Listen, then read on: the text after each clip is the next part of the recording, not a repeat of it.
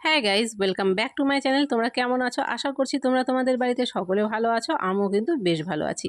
তো দেখো, এখন কিন্তু গরম শেষ আর চলে এসেছে ঠান্ডা। আর ঠান্ডা মানে নানা রকম সবজির বাহার। বিশেষ করে ঠান্ডার বেগুন খেতে কিন্তু দেখবে খুবই ভালো লাগে। আর ঠান্ডার বেগুন মানে বলার কথা না, সে বেগুন ভাজা হোক, বেগুন মাছের ঝোলে হোক, বা বেগুন ভর্তা হোক, বেগুন কিন্তু সব কিছুতেই ঠান্ডার সময় ভালো লাগে। তো দেখো, এখানে আমি একটা মস্ত বড় বেগুন নিয়ে নিয়েছি, আর বেগুনটাকে করব আমি আজকে ভর্তা।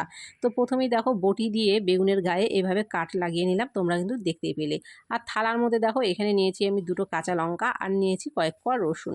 তো যেখানে বেগুনের কেটে কেটে দিলাম সেই জায়গাগুলোর মধ্যে কিন্তু প্রথমে দেখো লঙ্কা দিয়ে দিচ্ছি, রসুন দিয়ে দিচ্ছি। এইভাবে কিন্তু সবটুকু লঙ্কা আর রসুন এই বেগুনের ভেতরে এইভাবে কিন্তু দেখো ঠেসে ঠেসে আগে ঢুকিয়ে দিতে হবে। তারপরে কিন্তু সোজা চলে যাব বেগুনটাকে পোড়াতে। আর ঠান্ডার সময় কিন্তু এইরকম বেগুন ভর্তা হলে গরম গরম ভাতের সাথে কিন্তু দেখবে আর কিছুই দরকার পড়ে না। এরকম বেগুন ভর্তা খেতে আমার তো খুবই ভালো লাগে। তোমাদের কার কার ভালো লাগে অবশ্যই কিন্তু আমাকে জানিও। তো দেখো, এখানে লঙ্কা আর বেগুন তো আমার লঙ্কা আর রসুন তো আমার বেগুনের মধ্যে দেওয়া হয়ে গেল। তারপরে সোজা চলে এলাম গ্যাসে, গ্যাসটাকে জ্বালিয়ে দিলাম, দিয়ে কিন্তু দেখো বেগুনটাকে এখানে বসিয়ে দিলাম। আর বেগুনটাকে বসাতে কিন্তু প্রথমে হাতে ছ্যাঁকা খেয়ে গেলাম। মানে গ্যাসটা বড় ওভেনটাতে বসিয়ে দিলাম, আর ওভেনের আগুনটা জোরে বেরোচ্ছিল, তো একদম হাতে এসে ছ্যাঁকা লেগে গেল। তো যাই হোক, বেগুনটাকে প্রথমে একটু টাইম নিয়ে কিন্তু দেখো পুড়িয়ে নিয়েছি। পুড়িয়ে নেওয়ার পরে 5 মিনিট মতো কিন্তু বেগুনটাকে ঠান্ডা করে নিয়েছি।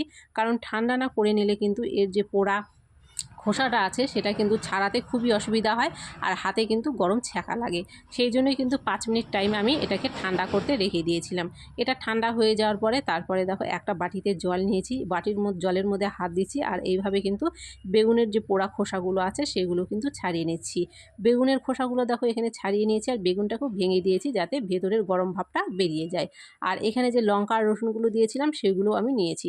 আর আমি কিন্তু বেগুন ভর্তাতে শুকনো লঙ্কা ভাজা দিয়ে থাকি। তো আজকে আমি কিন্তু আর শুকনো লঙ্কাটা ভাজা করিনি, শুধুমাত্র যেগুলো লঙ্কা আর রসুন ভেতরে দিয়েছিলাম বেগুনের সেগুলো দিয়ে বেগুনটাকে মেখে নেব। তারপর দেখো, এখানে লবণ দিয়ে যে দিয়ে দিলাম, দেওয়ার পরে যে তোমার হচ্ছে লঙ্কা আর রসুন ছিল সেগুলোকে লবণের সঙ্গে ডলে নিলাম, নিয়ে এখানে একটা পেঁয়াজ কুচি দিয়ে দিলাম। তারপরে দিয়ে দিলাম একটু ধনে পাতা কুচি। বেগুন ভর্তার সাথে কিন্তু ধনে পাতা কুচি না দিলে দেখবে মানাই না। তারপরে দিয়ে দিলাম সর্ষের তেল, আর অবশ্যই কিন্তু সর্ষের তেলটা একটু বেশি পরিমাণে দিতে হবে, তাহলে কিন্তু এর স্বাদটা দ্বিগুণ বেড়ে যায়। তারপরে দেখো, এইভাবে কিন্তু হাত দিয়ে বেগুনটাকে মেখে নিতে হবে। আর এইভাবে বেগুন ভর্তা খেতে তোমরা কে কে ভালোবাসো অবশ্যই কিন্তু আমাকে কমেন্ট করো। তো বেগুনটাকে প্রথমে এইভাবে মেখে নেব। আর বেগুনটা সত্যি কথা বলতে খুব ভালো করে কিন্তু পুড়ে গিয়েছিল, মানে পোড়াটা খুব ভালো মতো হয়েছিল। সেই জন্য কিন্তু বেগুনের কোনো জায়গায় শক্ত অংশ বা একটু বেগুনের ভেতরে অনেক সময় দেখবে ঠিকঠাকভাবে না পুড়লে একটু শক্ত শক্ত হয়ে থাকে, সেই জিনিসটা কিন্তু নেই। বেগুনটা কিন্তু একদম খুব ভালো করে পোড়া হয়েছে, আর তোমরা কিন্তু দেখেও বুঝতে পারছো। আর দেখো, এটা মাখার সময় কিন্তু দেখতে কত সুন্দর হয়েছে, আর সত্যি কথা বলতে এটা খেতেও কিন্তু দুর্দান্ত হয়েছিল। তো এইভাবেই কিন্তু দেখো বেগুনটাকে প্রথমে আমি মেখে নিলাম, আর এখানে কিন্তু তোমাদেরকে দেখিয়েও আমি দিচ্ছি, দেখো বেগুন মাখাটা কত সুন্দর হয়েছে দেখতে। তো বেগুন তো মেখে নিলাম, কিন্তু ভাত খাবো না সেটা কি হয়? তো তারপরে দেখো, আরও যেগুলো রান্না করেছিলাম নিয়ে কিন্তু এখানে বসে পড়েছি ভাত খেতে। আর এইভাবে শুকনো ভাতের সাথে বেগুন ভর্তা খেতে কিন্তু দুর্দান্ত লাগে। তো আমি তো প্রথমে বেগুন ভর্তা দিয়ে ভাত খেয়ে দেখলাম, তো এটা খেতে কিন্তু খুবই সুস্বাদু হয়েছিল। তো যাই হোক, ভিডিওটাকে আজকে আর বড় করছি না, এখানেই শেষ করছি।